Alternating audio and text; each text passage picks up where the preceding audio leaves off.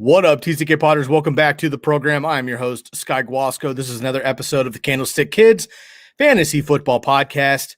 This is episode 429. Got a very special guest on today, my man, Andrew Elmquist, making his TCK debut. He's also friends and family and a coworker of the Commish Fantasy Football crew as well. So we'll talk about that in just a second. Today, we're breaking down another team preview package. We got the Vikings and the Packers. If you're watching on YouTube, you know I got my man Tay Adams right behind me. And I'm getting a throwback here. My man Robert Smith of the OG Minnesota Vikings. I grew up in the 90s. I got some of the OGs as well. John Randall, Jake Reed, Chris Carter, pre-Randy Moss, even Randall Cunningham, of course, and some of the old Gs there in Minnesota. So we got Vikings and Packers talk today. If you haven't been chiming in on our team previews, we are almost finished up here. We're going to wrap up with the North here. Bobby has got the Bears and the Lions coming up with an OG TCK contributor coming up on the next episode, so stick around for that. And then we've got the Southern divisions as well, AFC and NFC, and then we will be a wrap right before kickoff for you. If you're interested in getting a hold of any of our listener leagues, we kind of have a last call here. We got only a few steps left in the TCK listener leagues. We have three options for you. Episode 423 breaks all of those down. I'm not going to do it here. You can go back, listen to episode 423, but we have a listener league, which is a half PPR 12-team league in the rookie division. We also have a guillotine league, which is 16-team PPR guillotine league. The lowest score each week is eliminated for the league. The rest of their roster goes out in the waivers. Teams build and build and build until we have incredible rosters in the final four. And the last one is an NFL survivor pool. Pick 'em. So it's actually the NFL games. You pick a winner. If you pick the team and they win, you move on. If you pick a team and they lose, you lose a life. You lose 3 lives over the season. Ball game, you are out. So it's basically just waiting till the very end there to pick your winners. So if you want to get involved with the TCK listener leagues, please do that. Without any further ado, let's bring in my man, big supporter of the show, long time. We've been connecting here, Andrew, for I feel like weeks, months, maybe even tried to do this last year, and it's just been very, very busy, man. But we're so happy to have you on the TCK finally. Thank you for joining us, my man, Andrew Elmquist. What's up, brother? Great to have you on. Hey, yeah, man. Thanks for having me.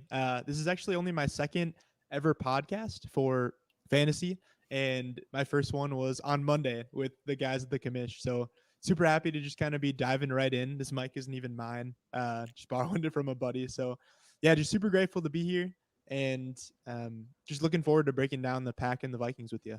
Well, I appreciate it, man. And I did listen to your episode with Chris and the commish crew. And one thing that the commish crew and we like to do is give opportunities for those coming up in the space. I actually had the pleasure of bringing on Kelly Singh, who you know very well from the commish crew. I brought her on for her first podcast, coming on outside of the commish realm as well. So happy to kind of be a platform for both of you to spread your wings, if you will. And very excited to kind of, branch out in your family tree a little bit. We're big time contributors, and we're all about the connections and networking. So thank you for being a part of this, man. I know you know your stuff. I'm excited about this. We're breaking down the Packers and the Vikings, two of the prominent NFC North teams. Of course, the Bears are hit or miss, and the Lions, unfortunately, just can't get it together over my entire lifetime. And, I'm 35 years old. So unfortunately, that's an issue for Detroit fans. But, the Packers, dominant, really, since, Brett Favre took over, frankly, 30 years ago. And now Aaron Rodgers, of course, coming back. So they can kind of sigh of relief there. And the Vikings, I mean, the biggest issue was just defense got destroyed last year, and they couldn't bounce back from that, right? They started just horrendously, but won down the stretch, but a little bit too little too late for Minnesota fans. So we're just going to break this down here, man. Let's start from the top, and we'll start with the reigning MVP, Aaron Rodgers. Kick it off for you. I believe if those of you chiming in on the YouTube side of things can check out the swag that my man Andrew was rocking tonight here with the Rodgers jersey. I love to see that. And of course, I got his BFF Tay.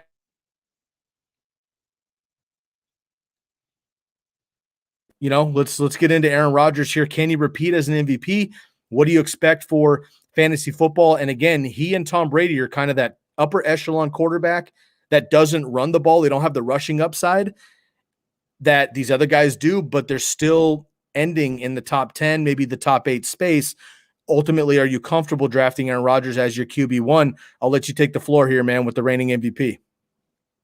Yeah, thanks for that intro. First of all, I just got to say, thank goodness. Thank goodness we finally know our long-awaited national nightmare is over. Rodgers is back on the pack, man. This whole offseason, all my friends were like, dude, he's leaving. And I said, no, there's no way our guy's leaving.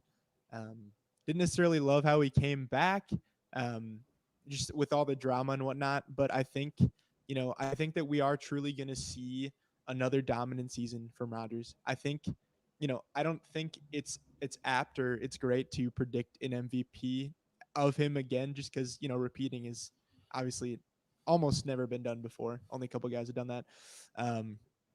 But yeah, I don't really see a real reason to push him down too much this year. I mean, he was the QB overall 3 last year, and I have him back in that top 5. I have him as my number 4. We did some rankings as the commish earlier this year, and I was super comfortable putting him at 4 because even, in a 1 QB league, if he's my number 1 quarterback, I'm going to be ecstatic. He might not have the rushing upside like some of these other guys have, your Lamar Jackson, your Jalen Hurts, Kyler, those guys, but he certainly has that ability to just sling that rock. One of the biggest things that when I was prepping for this, I found that he led the league in over 10 categories, but one of the things that I thought was really interesting was that his passer rating in play action was number 1 in the league. So his passer rating out of play action, or in the play action format, I suppose, was 131.8, which is pretty impressive. I think that, Rodgers is just the dude. He's that guy. Whether or not this is the last dance, like him and Tay kind of put out on their Instagrams, this is a season for Rodgers, and this is kind of a season for us Packer fans too, to just maybe remiss and say, he's been here for this will be his 17th year, and it's been great to have him, and it's been great to have a essence of winning. But yeah, I don't know. In terms of Rodgers, and especially from a fantasy side, man, I don't see much happening to him, especially in a bad way. Yeah, I absolutely agree. Aaron Rodgers has been very special for a very long time. And with him coming back finally, Devonte Adams managers and Aaron Jones and even Robert Tonyan can kind of, breathe that sigh of relief, as you mentioned. Absolutely dominant, looking at a top 6 option. Once again, I mean, his finishes over the last couple of years, dating back to 2014, he was 1st, 7th, 1st, 29th. Of course, he got hurt, 6th, 10th, and 3rd in fantasy football. So Aaron Rodgers gives you a full season. He's up over, 4,000 plus yards. Last year, 48 touchdowns is insane. Career average is probably closer to about 30, 35 or so. But even if he falls back down to that, he should be top 10 still. And he has a little bit of rushing upside. Last year, 3 rushing touchdowns. The yardage, of course, isn't going to be there, but he did have the rushing touchdowns there, though. So you can't go wrong with Aaron Rodgers. I totally agree. He's bona fide, obviously. It really just comes down to, with Aaron Rodgers, what you're asking yourself is not, do I want Aaron Rodgers on your team?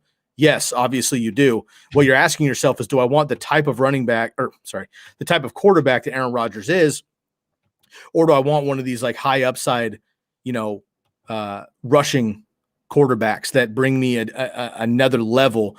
Right now, of course, Patrick Mahomes, Josh Allen, Kyler Murray, Lamar Jackson, Dak Prescott, Russell Wilson, and then Aaron Rodgers. I know you're a Packers fan. I know you got him higher than that. But I find myself often, I'm a Herbert fan, right? I live in Eugene. I watched Herbert grow up and play high school football here at Sheldon High School, of course, with the Ducks. Now I'm rooting for him down in San Diego, or Los Angeles, I should say. But I find myself often, if I don't go with those big rushing upside quarterbacks, the first 5 or 6, it's like Russell Wilson, kind of hit or miss. Herbert I love, but also hit or miss. They have a new head coach, all this stuff. Aaron Rodgers is just the tried and true. You know what you're going to get. But, and heaven forbid, if anything were to happen to that offense at all, what would actually go down? I love Amari Rodgers. We'll talk about him in a bit. But is this offense going to pick up? Aaron Jones, who we're going to get into, had 19 touchdowns just 2 years ago. Are they going to look back on the run, or are they just going to let Rodgers sling it in this last dance metaphor? I love that. Hopefully that's the case. I'm all about having Aaron Rodgers on my fantasy team, of course. Okay, man, let's jump into the running back here then, and it's Aaron Jones. Again, Aaron Jones is actually absolutely phenomenal here. In PPR, he's finished top 5 in the last 2 years. He's been getting drafted in like the 3rd round the last couple of years. That is over. Depending on your fantasy output and your fantasy settings, he's going in the back of the 2nd round, even the top of the 3rd round, depending on your settings here. Aaron Jones has been absolutely phenomenal. Doesn't get a ton of work like the workhorses do, but similar to Alvin Kamara, he's absolutely incredibly efficient. Of course, 16 rushing touchdowns just 2 years ago. How do you feel about Aaron Jones? And would you be comfortable, if not in the 1st round, would you be comfortable with him as your RB1 either way in the 2nd? Yeah, Aaron Jones is a guy that, when I was preparing for this episode, I was like, man, what a great time it is to be a Packer fan and a fantasy football manager, because I think that, we have 3 guys that are top 5 at their position and Devonte, Rodgers, and Jones. And I think one thing that I love about Jones is that people are fading him this year. And I don't necessarily know why. I don't think that we saw any sort of regression in his game last year to point to, oh yeah, I'm going to fade him in favor of, insert player name here. Just quickly checking ADP.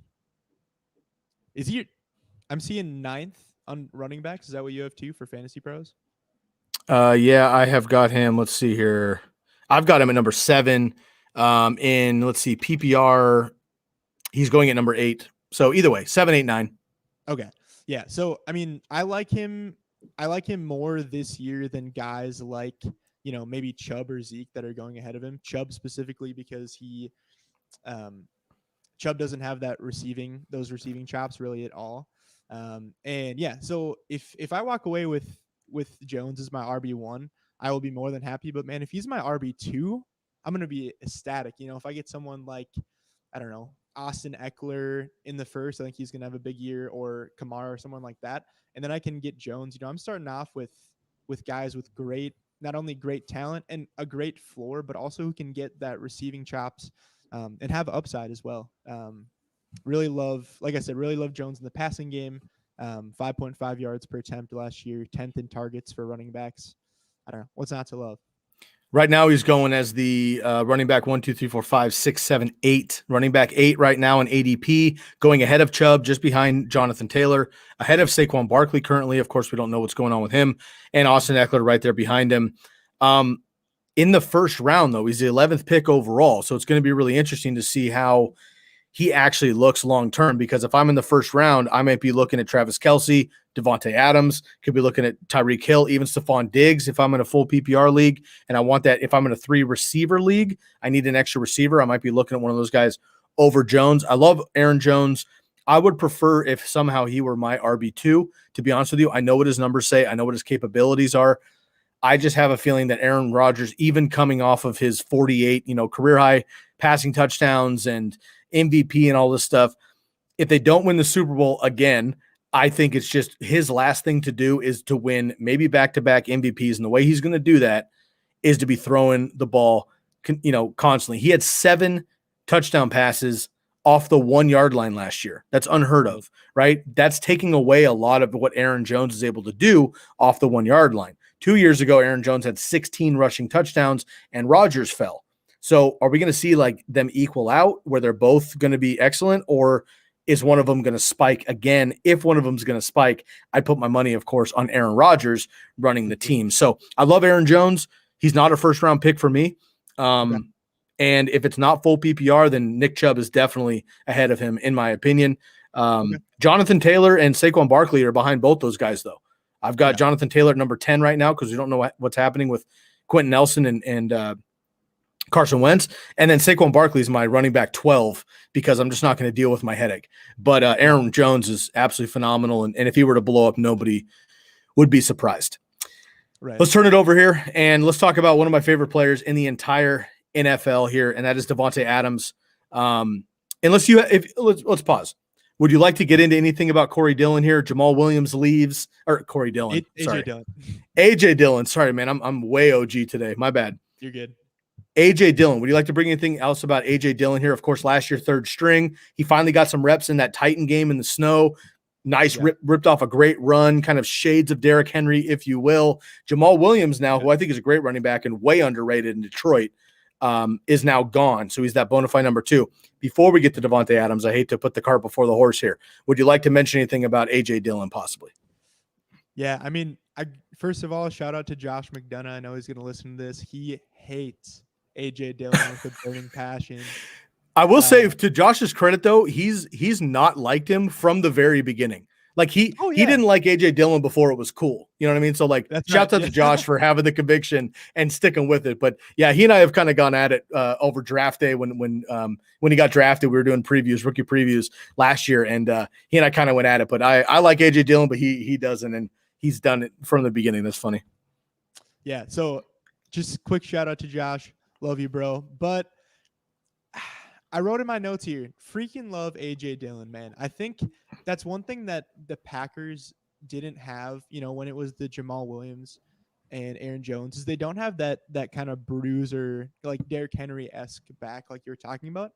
And I think, and I'm hoping what we'll see is on the goal line, if they are at the 1, let's give A.J. Dillon a try. If it's first and goal, we got, 1, 2, 3 yards to go. Give the thick body a chance,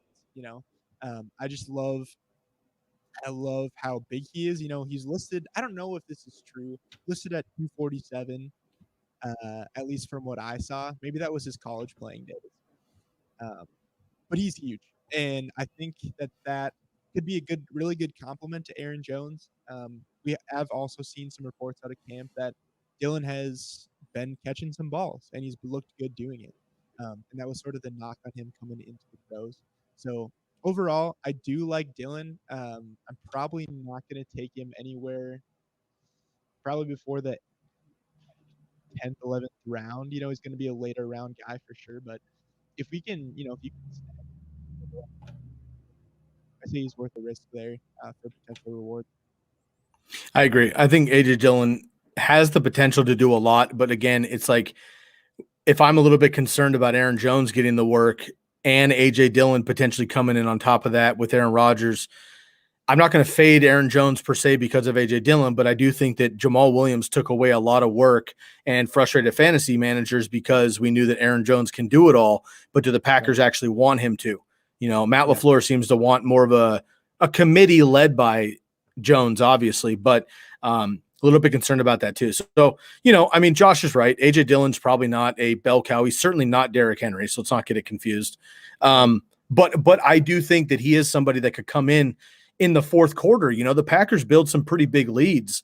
And if the Packers are up by 3 touchdowns in the fourth quarter, why have Aaron Jones out there just running up the middle to kill clock? Like, have A.J. Dillon do that. And you don't draft a player hoping for garbage time. But if you happen to have him on your roster, he's a decent handcuff, and he might steal you a couple late round touchdowns that could, help you get over the hump over the week. I do like him in best ball because you don't have to pick when you pick him. Yeah.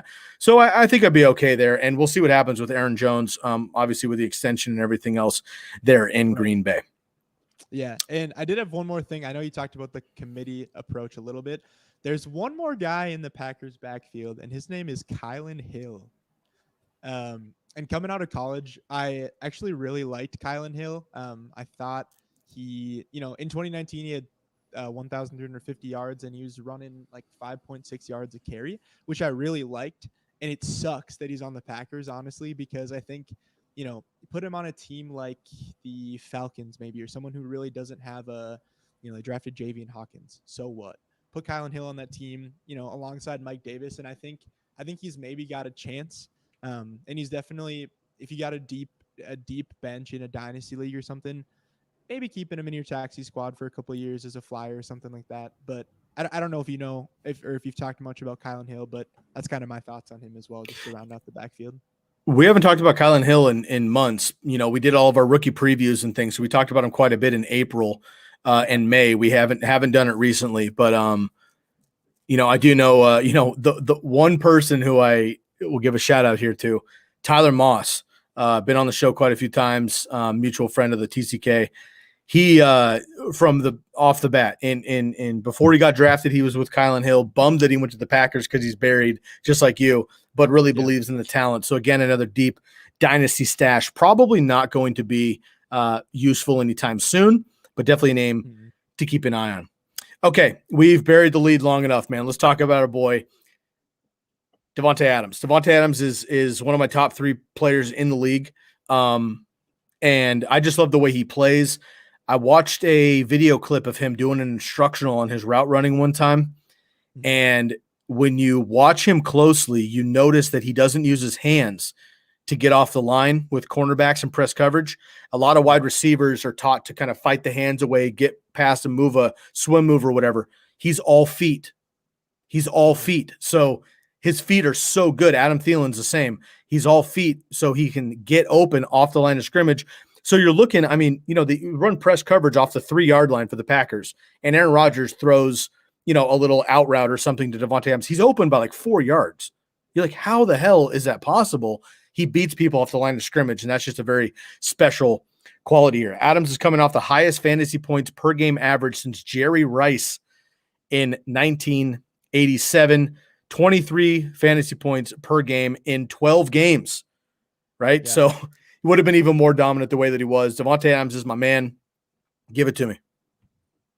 Yeah, he's kind of one of those guys that's hard not to love, from his swag, from the way that he presents himself. And, as a player, one of the plays that I was thinking about from last year is, I can't remember what game it was, but he ran, he did a little, I don't know, I guess a little slant looking route. I think they're on the 3 or 4 yard line, cuts across the entire end zone. And do you remember what I'm talking about? Makes it not particularly, but sounds like him. Anyway, great play. And I think that was just kind of a reminder, like you were saying, about his separation, just that ability to not use those hands when getting away from cornerbacks and guys at the line, is that he's so elusive. And I think that sometimes, in fantasy, we can get this idea of, okay, this guy was so good last year, I'm going to move on to the shiny new toy, whether that's AJ Brown, Calvin Ridley, whoever. And I think we've seen over the past couple of years, we just got to keep going back to the well until Devonte proves otherwise. And like you said, last year only played, he didn't play a full season, still had over 1,300 yards, 11.9 yards for reception, and a 77% catch rate, which I thought was really interesting. Really just getting it done. Like you said, 18 touchdowns. Man, if he had a full season, we could have saw him break the touchdown record, which, wow, I don't know what would happen then. But yeah, I don't know. I love Devonte, and I don't see him regressing at all, for sure this season. And, depending on his QB, could be good for the next 3 or 4 years. So now you're a Packers fan, so I know the answer, but is there any case you could make for Tyreek Hill over Davonte Adams? Oh yeah. Yeah, for sure. I don't have it ranked that way currently. I think, yeah, Tyreek is my number 2. I think they're in a similar tier, to be honest with you. Tyreek is just such a burner down the field. Can break open for those, 200, 250 yard games, couple touchdowns. If someone, if people have Tyreek Hill 1, Devonte 2, I don't really care. I'm not going to draft it that way because Tay is my boy, but if someone takes Devonte, I'll gladly take Hill and be okay with it. The volume that Davonte Adams gets is it's absolutely impressive. The last 5 years since 2016, 121 targets, 117, 169, 127, and 149. Last year, he's got over 111 receptions in 2 of the last 3 years. He's got over 1,300 yards in 2 of the last 3 years. And last year he had 2 years ago, he had 5 touchdowns. Other than that, he has 12, 10, 13, and 18 touchdowns since he became a prominent wide receiver. Remember, Davonte Adams was almost like a laughingstock, quote unquote, bust when he came in as a rookie, right? His rookie numbers, 38 catches, 450 yards, 50 catches, 480 yards, 4 total touchdowns when he was the number 2 or number 3, really, with Jordy Nelson and Randall Cobb. He took over 2016. Jordy leaves eventually, and he takes over, and he's just the most dominant wide receiver in all aspects of the game. What he doesn't have is the Tyreek Hill speed, but he's got everything else, and he wins on the line of scrimmage, which is important. He's easily my wide receiver 1 right now. He was last year, and I am totally okay with people picking him 6th overall in a PPR league. Absolutely. I'll take the big running backs. CMC, Cook, Kamara, Zeke, and Derrick Henry. After that, I personally am totally okay with Davonte Adams, number 6. And if Kelsey goes or something like that, then Tay in the middle of the first round is absolutely good for me. You're drafting in a ceiling, but the ceiling is generally what we get. No surprises there with Davonte Adams. Let's talk about the other wide receiver here, and it's their rookie coming out of Clemson, right? A lot of talk about that Clemson team, obviously, a couple championships and getting to the national championship pretty much perennially. Trevor Lawrence, yada, yada, yada. Amari Rodgers is a big part of that, and he lands with the Packers. Now, we know that Aaron Rodgers, since he had Jordy Nelson and Davonte Adams, there hasn't been a prominent number 2 in Green Bay, but I think the narrative is misskewed. I think it's less about the fact that they haven't had a number 2 and the fact that they can't stay healthy, right? I mean, for it was Geronimo Allison, and then it's Alan Lazard, and it's MVS, and it's, who Devin Funchess was supposed to be a guy. He got hurt preseason last year.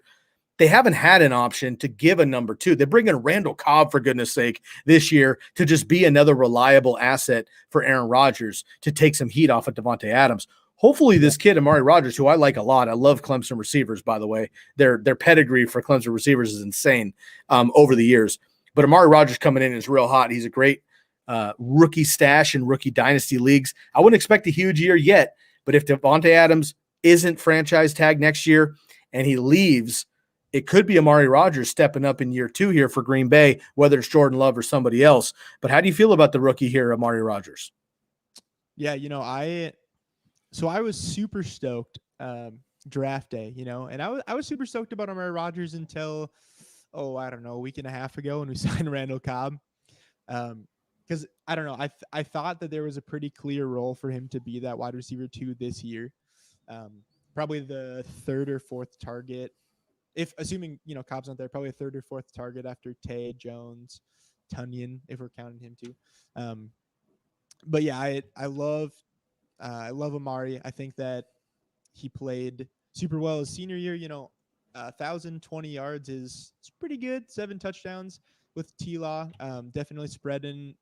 Trevor was definitely spreading the wealth there. Like you said, definitely not a guy that I'm going after this year, but I mean, I got a dynasty rookie draft coming up in a couple weeks, and I'm super stoked to hopefully get him. I'm not going to say which round in case my league mates listen to this, but nice, smart man. They probably won't, but yeah, would love to get him anywhere I can. His 40 time, from what I could find, is about 4.44. So yeah, dude's a burner. Dude's a burner. He's a quick guy, which I think would be a great compliment to Tay, especially considering Tay's not the quickest dude in the league. Yeah, I love Amari. One thing to note about him, I'm pretty sure most people know this, but Amari Rodgers' dad was actually Randall Cobb's coach at Kentucky, which is, I don't know, it's just kind of fun because now Cobb's there, and I think this is going to be a good developmental year for Rodgers, or Amari Rodgers of anything. And yeah, I'm just excited to see what his outlook will be in 2022 and beyond for sure. That is a great beyond fantasy nugget there. Just the already established relationship with Amari Rodgers and Randall Cobb. Of course, I'm sure Amari Rodgers looked up to Randall Cobb going to practices as a kid. Now they're teammates. And let's make no mistake about it, all right? Randall Cobb was absolutely phenomenal for the Packers for a number of years before he left, obviously. Yeah. But let's not think that Randall Cobb is coming back, A, to be anywhere close to where Randall Cobb used to be, and B, he's not the number 2. He might be number 2 in targets and everything else because it's Aaron Rodgers feeding him. But as far as the lineup is set, it's Davonte Adams deep on one side, and it's going to be Amari Rodgers on the other side, also running deep and running those MVS, Geronimo Allison, routes that they want. Alan Lazard has been very successful when healthy, but they can't stay healthy. If Amari Rodgers can get into that number 3 role and he is constantly on the field as another look there, look, all he's got to do is make a catch or 2, right? There was a big stink over the offseason because Aaron Rodgers was upset that the Packers let go of Jake Kumaro. Nobody knows who Jake Kumaro is, but Rodgers liked him. Okay. Yeah. So if Amari Rodgers can make a couple of good plays here and prove himself, he knows the playbook, he's got a couple good grabs. I would not be surprised if they start feeding him. It's going to be Tay. It's going to be Randall Cobb and, of course, Robert Tunyon, who we'll get into here in just a second. But I like Amari Rodgers to stash. Although I don't think we're going to get Amari Rodgers in his prime with Aaron Rodgers. It's going to be somebody else. Nonetheless, I think the talent wins out. I always bet on Clemson receivers, and he is another great one in the mix there. Let's go finally here. And again, we talked about Randall Cobb as well. I wouldn't draft him in redraft leagues unless you have a very, very deep bench, but keep an eye on him in waiver wires. Come week 3, if he's getting 9-10 targets a game because it's Rodgers, go ahead and pick him up and stash him as a deep flex. Let's go to Robert Tonyan here. Last year, frankly, comes out of nowhere. Everybody was talking about Jay Sternberger. It ends up being Robert Tonyan. Nobody drafted him. He's got 59 targets, 52 receptions. He only had 7 incompletions, which is just completely unsustainable. 586 yards, 11 touchdowns, finished as the PPR tight end 4. His efficiency was insane. He caught a touchdown on every 7 passes. That's not going to happen again. No. I do like him as the option here because when Aaron Rodgers has had a reliable tight end, he uses them enough. But we know it's going to be Davonte Adams. We know it's going to be Aaron Jones and probably Randall Cobb, frankly. So Robert Tonyan for me is right now, he's my tight end 10. If he falls in the top 5 again, would I be surprised? Absolutely not, because the volume's going to be there. The touchdowns will be there. But is he somebody that I'm excited to draft if I miss the top 6? I'll pass. Yeah, that's almost exactly in line with where I'm at. I had him, I believe, 9 as well. So we're thinking the same there. The thing about Tonyan that I think was cool is that it reminded me of the 2011-2012 days with Jermichael Finley. Ooh, nice name. Love Jermichael Finley, man.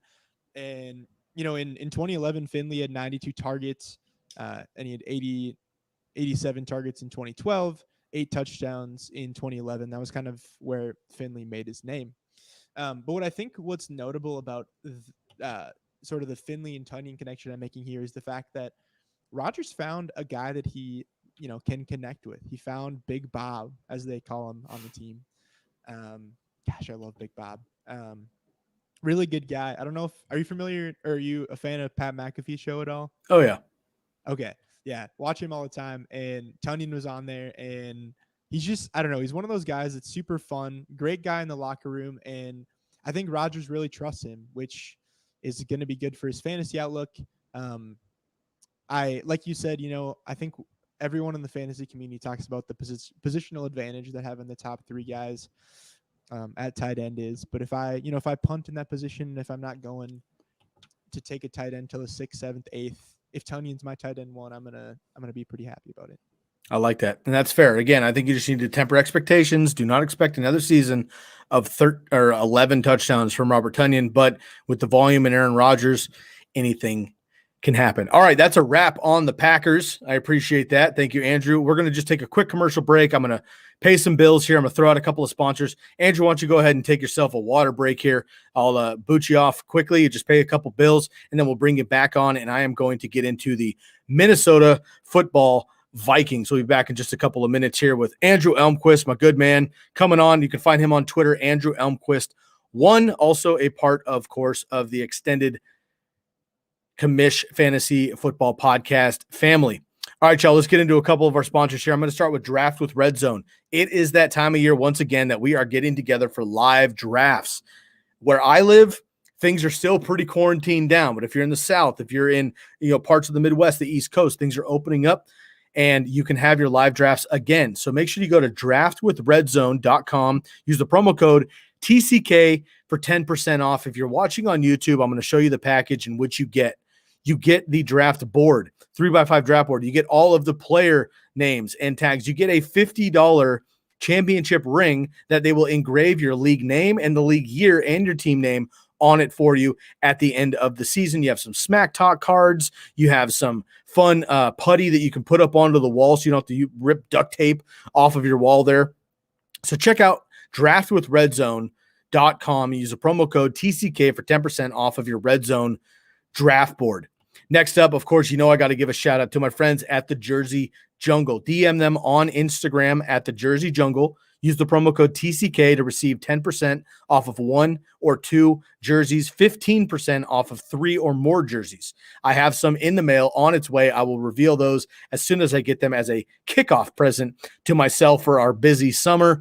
Right behind me, you can see the Devonte Adams, the Robert Smith. We got Aaron Rodgers represented as well. If you're feeling any of the Packers or the Vikings, make sure you go to Jersey Jungle. These are $60 jerseys at cost. You get 10% off of that as well. So for about $54, you get a game authentic jersey. They're stitch and twill, high quality, going to hold up in the washing machine. You can rep it on game days. Check out any sport, basketball, football, baseball, hockey, soccer as well. They got home and away. They got customs.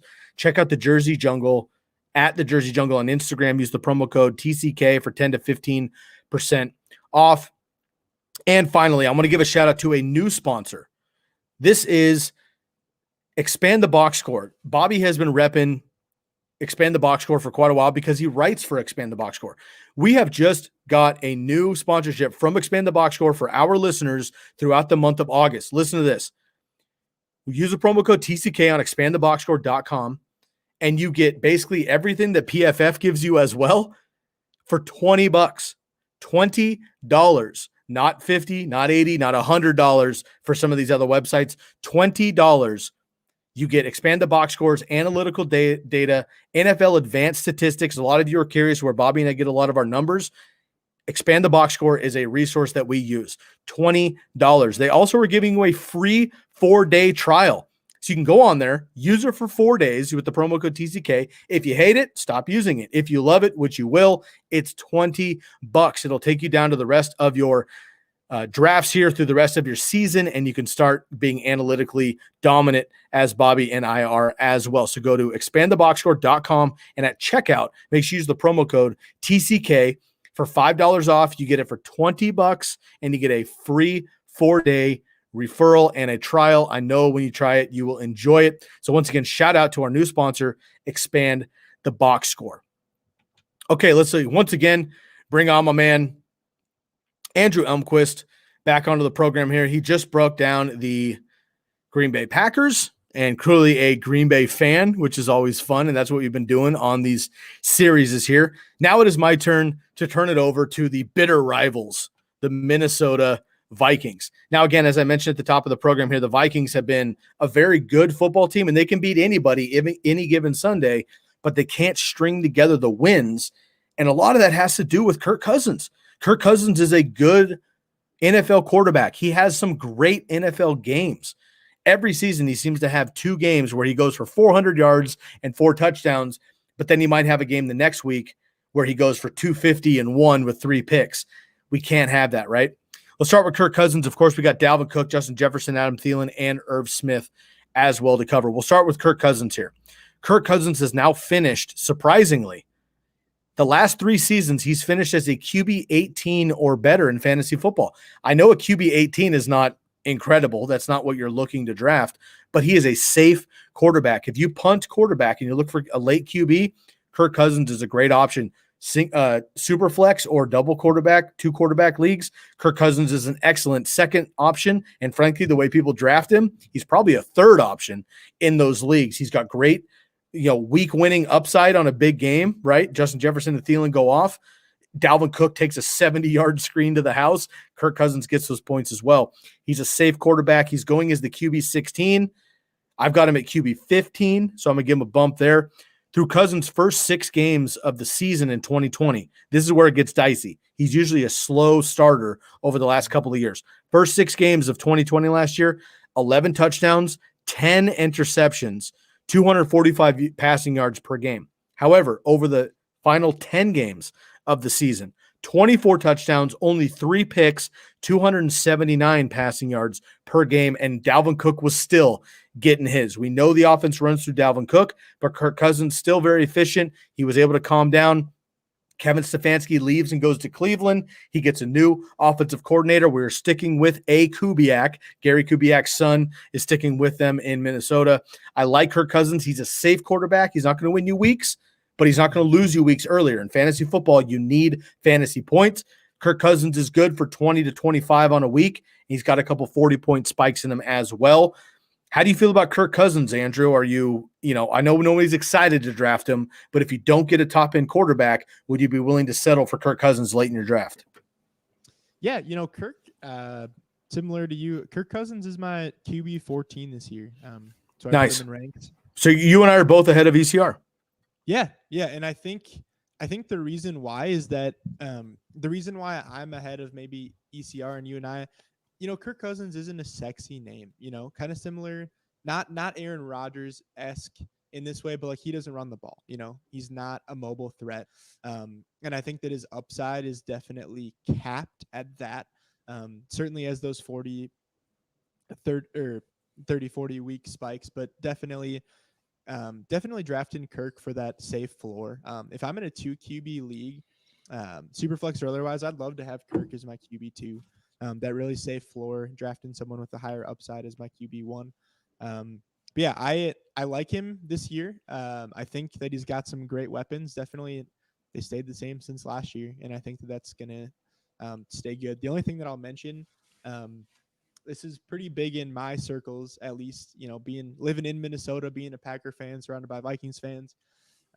We're always talking about the fact that Kirk is not good in the big games. Yeah. 0-9 in those primetime games, and against winning opponents, his winning percentage is less than 25%. So right. I guess just that from a fantasy standpoint, if you're looking for those bigger games, maybe keep him on the bench that week. And that's a difference maker when you're having to play Aaron Rodgers twice a year at least, right? And we'll see what happens with the Bears as well, because the Bears can turn it around if Andy Dalton can get it together, or they turn to Justin Fields as well. Kirk Cousins over the last 6 years, the first 3 years, 2015, 16, and 17, he was the quarterback 8, 5, and 6 in fantasy football. Very impressive. He ran for 5 touchdowns, 4 touchdowns, and 4 touchdowns in 2015, 16, and 17. You don't think of Kirk Cousins as a rusher, but he was scoring rushing touchdowns. Some of that was in Washington, and then he comes over to Minnesota. Over the last 3 years, though, his rushing touchdowns and his rushing ability has just plummeted, right? 1 single touchdown in each of the last 3 years. He's finished as quarterback 13, 18, and 11 last year. He's getting more rushing yards, though. The rushing yards are there, but he doesn't have to run it in the red zone with Dalvin Cook, obviously. I will say, though, that his quarterback completion percentage has gone up the last 3 years, 70%, 69%, 68% the last 3 years. So Kirk Cousins as a quarterback has matured tremendously. He just hasn't run the ball as much, and we know in fantasy football, rushing is a cheat code. So having 4 extra rushing touchdowns his first 3 years spiked his ability. He finished 8, 5, and 6. If he had 3 or 4 rushing touchdowns the last couple of seasons, he probably would have still been a top 10 quarterback, but he didn't have it. So the ability is there for Kirk Cousins. He just doesn't have to rush it, obviously, with Dalvin Cook. Okay, enough Kirk Cousins. Let's go to Dalvin Cook, the focal point of this offense. He is across the board the number 2. If somebody wants to make a case about him over Christian McCaffrey, go for it. But Christian McCaffrey on a bad day has 27 fantasy points per game. He's averaging like 30 last year when he was healthy.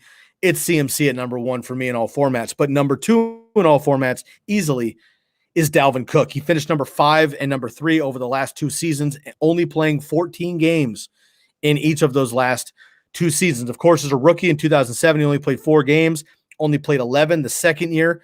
After that, though, he's missed 2 games the last 2 years, but he's been dominant. 250 carries, 300 touches 2 years ago, and then he had 350 touches last year. He has over 1,600 total yards 2 years ago and over 1,800 total yards last year. 13 touchdowns in 19, 17 touchdowns in 2018, finishing 5 and 3rd, as I mentioned. Not much to talk about here with Dalvin Cook. I do like the opening schedule for the Vikings here. This helps Kirk Cousins. Also Dalvin Cook at Cincinnati, at Arizona, Seattle, Cleveland, and Detroit at home, and at Carolina before their bye week. All of those are winnable games. Kirk Cousins could go nuts on the passing game. Dalvin Cook could go nuts in the rushing game as well. Those are all plus matchups. There's not much to say about Dalvin Cook that not everybody knows already. Dalvin Cook's easily my number 2 overall pick in all formats in fantasy football, except for Superflex. I'll probably put Mahomes at number 2, but Dalvin Cook is number 3 at that point for me. Yeah, man, I love Cook. I initially did in my ranks, I did put Henry ahead of him. And I know, for you, obviously you're I sort of staunch believer in him at number 2, and I don't have any problems with that. I was in a mock the other day, and he actually went number 1. So certainly no qualms with that. Cook's a beast. The one thing that I was looking at, though, is that he was 19th in running back targets last year overall. So not the biggest pass catcher.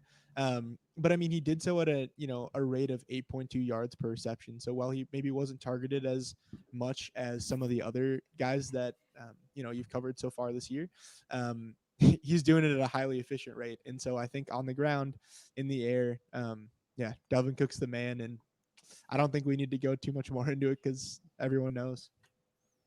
Dominant rushing in the red zone as well. All right, let's move on to Justin Jefferson and Adam Thielen. Justin Jefferson takes the league by storm last year. Wide receiver 7 in ECR. I've got him at number 10. 70% catch rate last year on 125 targets with 15.9 yards per reception. All of those probably are going to regress to the mean. 125 targets he could have again, but 70% catch rate is phenomenal. 16 yards per reception is probably going to come down a little bit. Yeah. He had 1,400 receiving yards, which again is the best all time by a rookie wide receiver. 7 touchdowns. That could actually go up. I expect his yards to come down to maybe like 1,200, 1,300, and his touchdowns to go up to probably 10-ish. So that's probably going to even himself out there. One thing I just want people to look, he's phenomenal. And if you want to draft Justin Jefferson as your wide receiver 1, I have no problems with that. I'd be thrilled to get him as my wide receiver 2 somehow. And again, I already mentioned the schedule: Cincinnati, Arizona, Seattle, Cleveland, Detroit, Carolina. The only defense in those 6 games I'm remotely nervous about is Cleveland. Everybody else wheels up. Justin Jefferson did have an awkward fall a couple days ago at practice. He had a sprained AC joint in his shoulder. It's not a lower body thing for a wide receiver. I'm not super worried about it per se, but it's something I want to mention because if he has any ailment with that and it slows down his radius of catching, or if he goes up for another pass and lands on it awkwardly again, he could have some lasting effects from that. Justin Jefferson's been absolutely dominant. Again, if you are getting him in the back of the 2nd round, he falls to the 3rd round, and you're able to, let's say you start CMC. Now, you probably won't go Dalvin Cook and Justin Jefferson, but let's say you go CMC or maybe a Derrick Henry, and then in the back of the 2nd round or even the 3rd round, if you get that turn right there, you can get maybe like a Darren Waller if you want to go tight end, or even an A.J. Brown, and then you end up getting Justin Jefferson. That's just cheat code fantasy football right there. So love having Justin Jefferson there. I personally have him at number 10, so I have him a little bit lower than consensus because I want DK Metcalf, I want A.J. Brown, I want Calvin Ridley. I want probably even Keenan Allen, just because I'm going to get into Adam Thielen in a second, but I think Adam Thielen bounces back healthy, and he and Justin Jefferson even out a little bit. But before I get into Thielen, your thoughts on Justin Jefferson? Yeah, so I actually have Jefferson as my wide receiver 5. Tell me why. And yeah, so those are some ranks that I did a couple weeks ago, and I will say that I'm actually moving. I think I'm going to be moving him back here a little bit. But I mean, yeah, I don't know. I mean, it's hard to go against a guy like Jefferson. Honestly, in terms of rookie running backs, might like CD better than him this year, at least at a similar clip. But we're not talking about the Cowboys. We're talking about the Vikings. And I think as a just an overall receiver, I loved what I saw from Jefferson last year. I think it's clear that the Vikings have confidence in him, and it's clear that him and Kirk have established a connection. Heck, I mean, he even taught Kirk how to do the gritty, and I just thought that was phenomenal. Phenomenal. And yeah, I just think that Jefferson is a great young talent. I think he's really good for the league. I think the league sort of needed a guy like this to jumpstart, especially the Vikings. I think with Thielen, which we'll talk about in a second here, probably on his way out soon. I think, what better guy to take his place than young Justin Jefferson. The only thing I'll say about Jefferson in terms of, I guess, drafting him is I did a dynasty startup a few weeks ago, and somehow I have Jefferson, A.J. Brown, and Ridley all on my starting lineup. Don't know how it happened, but pretty stoked to be there. And so I encourage all the listeners, if you can get all 3 of those guys on your team, hats off to you. Talk about zero RB. That's how you do it, man. Nice job. I have Justin Jefferson right now at number 10. I've got Keenan Allen, Allen Robinson, A.J. Brown, DK Metcalf, and the big five up above him. Okay. Below him, I've got his teammate. I've got Adam Thielen at number 17. ECR has him at number 19, I believe. Number 22, excuse me, in PPR. So I'm about 5 spots higher on Adam Thielen. And here's the deal with Adam Thielen. He was hurt for a chunk of last season. He should have had 5.5 receiving touchdowns, according to his basically 925 receiving yards. So the averages of what that actually means. He finished with 14 receiving touchdowns. Obviously, that's probably going to regress, but 13 of those happened in the red zone. He was incredibly efficient in the red zone. He caught 8 touchdowns on only 12 red zone targets. This tells me a number of things. First of all, we talked about Devonte Adams earlier. I'm on his feet and his footwork, and I mentioned Adam Thielen then. Adam Thielen's footwork and getting open is top-notch in the entire NFL. So when you're going in a 2-yard window on the goal line and a cornerback has to catch up with Adam Thielen, it's not going to happen. In that amount of space, all you need is about a half a yard for a good on-point throw from Kirk Cousins. He's going to be open every single time. Adam Thielen lives in the red zone if it's not Dalvin Cook. I expect Justin Jefferson to thrive and dominate in between the 20s. But even as good as Justin Jefferson was last year, Adam Thielen is the red zone receiver. Dalvin Cook is the red zone rusher. That's what Kirk Cousins is going to want. So I think that the numbers even out for these guys. I'm going to take Justin Jefferson down a couple of ticks. I'm going to move Adam Thielen up a couple of ticks. And I think these guys level each other out just a little bit. I have loved Adam Thielen over the last couple of years. He and Stephon Diggs routinely finished both as wide receiver 1s or top 15, and he's going to be just fine, I think, moving forward. Last year, missed a game. 2 years ago, he missed 6 games, but he still almost had 1,000 yards with 925, 14 receiving touchdowns. Again, that's going to regress. But Adam Thielen played banged up most of the year last year, and he was still wide receiver 10 with Justin Jefferson finishing in the top 6 as well. So I love Adam Thielen. I think he's getting slept on big time. He's not a sleeper because he's going in the top 5 rounds, but he is somebody I would love to have as my wide receiver 3. If you have 2 stud running backs or a tight end or something like that, and you get Adam Thielen as your wide receiver 3, phenomenal. I think he's got another year or 2, no problem. Even if Justin Jefferson becomes the Ridley or the CeeDee Lamb and takes over the number 1 role, it doesn't mean Adam Thielen's going to be out to pasture. He's still very dominant if healthy, and I will take the value on Adam Thielen all day long. Yeah, I think Thielen's at a great value right now. And if you can get him in the 5th, 6th round, do it. By all means necessary, do it. I'll say this. I'm a little bit lower on Adam Thielen than you are. Actually, quite a bit. I have him as my wide receiver 25. Just behind. Yikes.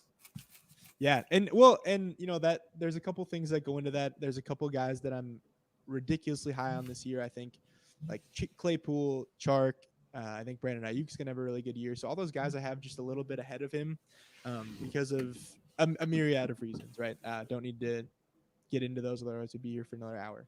But I think that Thielen is, you know, like you said, he did score 14 touchdowns last year. He is with Kirk, and we do know what that looks like when we have Jefferson and Thielen on the field. And it is good for both of them, no doubt about that.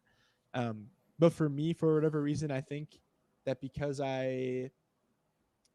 maybe it's just because I'm a no good, dirty, rotten Packers fan and want the worst of the world for these Vikings receivers.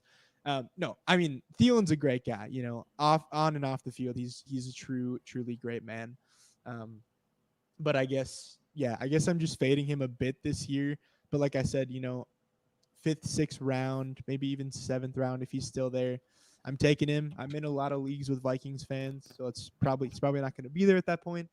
But yeah, I guess that's where I stand with Adam Thielen. I like Adam Thielen a lot. I also love Justin Jefferson, but I will take the value on Adam Thielen currently. Okay, finally, let's go into Irv Smith Jr. So a lot of hype in the fantasy circles for Irv Smith. I love the talent. I don't like the situation, and I think that I am somebody who is probably – I would say that I'm somebody that is lower on Irv Smith than probably most other people in the fantasy football space. I've got him at 17. ECR has him at 13. He's going even earlier than that in certain leagues because of the young hype, Kyle Rudolph leaving. Let's just call a spade a spade. Kyle Rudolph leaving Minnesota doesn't open up a ton of opportunity. Yes, it moves Irv Smith to the number 1 tight end, but Krakoff last year played very well, and they split work down the stretch here. I'm not excited about the 40 targets that Kyle Rudolph is vacating. That is not a number that jumps off the page to me. Like Jonnu Smith leaving, Tennessee. Yes, that's good for Ferkser, but he's still buried on the depth chart. I like Ferkser, but I'm just worried about it. Also, Irv Smith, yes, he's had flashes, 5 touchdowns last year, but no more than 47 targets so far in 2 years. Sure, if that balloons to 70 targets, yes, that's obviously much more opportunity. He could have 50 plus catches. Hopefully that gives him 500 to 600 yards and maybe 5 to 7 touchdowns. Those basic numbers probably puts him as a top 12 tight end. But am I drafting a guy that might be a top 12 tight end? No. I want guys later there like Gerald Everett, Adam Troutman, even Anthony Ferkser. I want guys that I know that have a huge upside. I don't see it with Irv Smith. Yes, the talent is there, but I don't see the opportunity. The problem is he's maybe the 5th option on his own team, right? Probably the 4th realistically, but we'll see what happens. Like you have Justin Jefferson, Adam Thielen, of course, and then you have Dalvin Cook, obviously, right? So he's a number 4 at best on his own team. That makes me nervous. Now, a lot of tight ends are, but I don't see the passing game upside to bring the volume also that Minnesota is going to need to feed Irv Smith. Yes, does he have the talent to break big plays and be a red zone threat? Sure. But we just talked about how dominant Adam Thielen is in the red zone. Why would you throw to Irv Smith? We talked about how dominant Dalvin Cook is in the red zone. Why would you throw to Irv Smith? Right? There might be a second read or a blown coverage and he catches a couple touchdowns.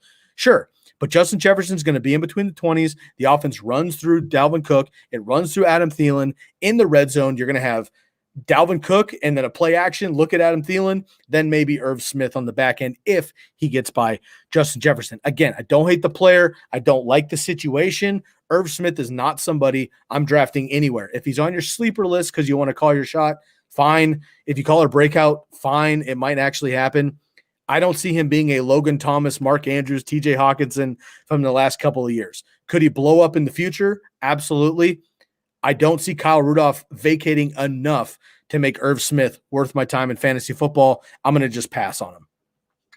Yeah, Scott, I think you and I have had very similar takes tonight, except for the Vikings wide receivers. Irv Smith, my tight end, 16. Very similar there. Not really buying into the hype.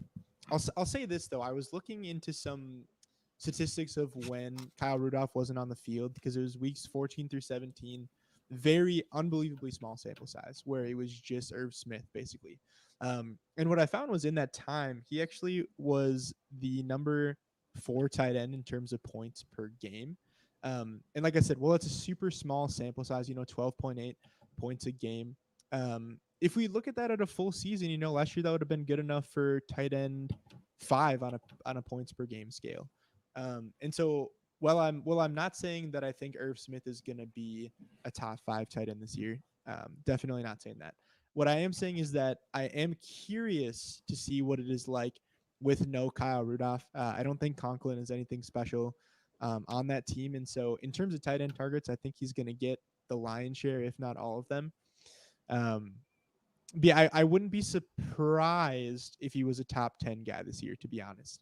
I'm not going to put him on my sleeper list or anything like that. But if he was a top 10 guy, I'd be like, cool, Yep. And for a tight end to make a top 10 list, they need about 50 catches, 500 yards, and 5 or 6 touchdowns because a lot of them are just not going to get the work if they're not top heavy and some guys get injured. Tyler Conklin, I think I said Krakoff earlier. That's an OG name. Sorry. Yeah. My brain scrambled today. But Tyler Conklin is the 3rd string tight end last year, 2nd string tight end this year. Not huge numbers, but he had 26 of his own targets, 200 yards and a touchdown. And I remember the week that Kyle Rudolph was out, and it was like Cole Kmet or Irv Smith on fantasy waivers. It was like, play one of these. They were playing each other, I think. Great matchups, whatever. And Tyler Conklin was the one that caught the touchdown for fantasy, So like, okay, all of those numbers go up. What if they just split Kyle Rudolph's work, right. And Irv Smith gets 20 targets and Conklin gets 15. Yes, the talent is there. Could he end up top 10? Sure. Anybody could end up top 10. Robert Tonyan had 59 targets last year, and he ended up, number 4 because he had 11 touchdowns. The numbers don't add up to me. I'm not going to go on strictly hype for my late round tight ends. I want somebody that I can definitely bank on. And unfortunately, Irv Smith is not going to be that guy for me this year. All right. This has been an absolute blast, Andrew. Thank you for coming on, man. You and I have talked a long time about getting you on the podcast. We finally made it happen. I know you're a Packers fan at heart, which has been a lot of fun in this series because we get to take the fantasy hat off and put our fandom hat on as well. So it's been a lot of fun, man. I appreciate you jumping on. You do great work with the commish team as well. Of course, on YouTube, you can see you repping the commish hat. So I appreciate that. Please let everybody know where they can find your content, anything you do with commish or whatever, man. It's been a pleasure to have you on. Yeah, thanks. It's been a blast. If I get invited back, I'll certainly enjoy it. And if not, that's all right. You will get invited back. All right. Appreciate that. Yeah, you can either find my stuff at thecomishbrand.com, otherwise on Twitter at Andrew Elmquist1. I will say I'm not unbelievably active on Twitter in terms of tweeting things, but I'll try to get better, especially during the season for sure. Well, I appreciate you coming on, man. It's been a blast to have you. I'm going to give another shout out to, of course, our sponsors for today, Red Zone Draft Boards, Jersey Jungle, and our newest sponsor, Expand the Box Score. 4-day free trial, only $20 for all the numbers that we use.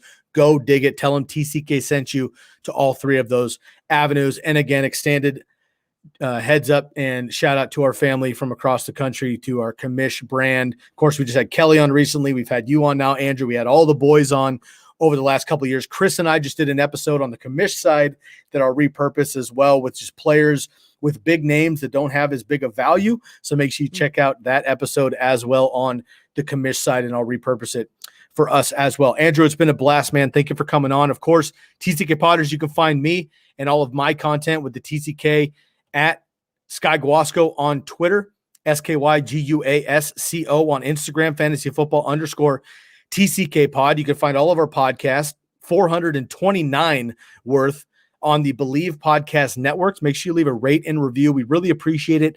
It boosts our algorithm, gets our name out there, but it also really helps us to get your feedback. If you're interested in one of the TCK listener leagues, get at me immediately. DM on Twitter or Instagram, or email us at tckpod@gmail.com and let us know that you want into the league. And we got 3 easy questions for you to make sure that you qualify. And of course, you can subscribe to us on YouTube at the Candlestick Kids and listen anywhere on the podcast, of course, the Believe Podcast Network. This podcast and all Candlestick Kids podcasts have been brought to you by Bet Online, your online sports betting experts. BetOnline.ag. For those states that have it legal, go bet online right now. For my man, Andrew Elmquist, and the Commish Fantasy Football brand podcast and crew, I'm your host, Sky Guasco. 429 in the books. We'll catch you next time. We are out of here.